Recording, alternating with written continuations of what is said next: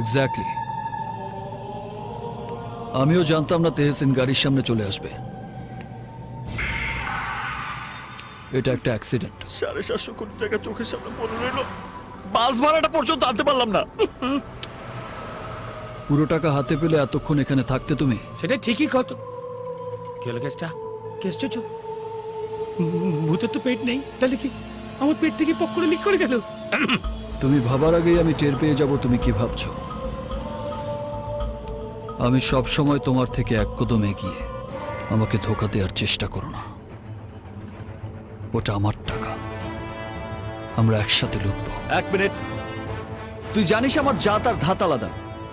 আমি জাতে চোর, ধাতে চিটিংবাজ।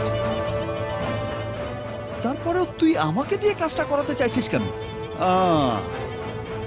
তার মানে টাকা লুট করাটা তোর প্ল্যান নয়, অন্য কিছু আছে।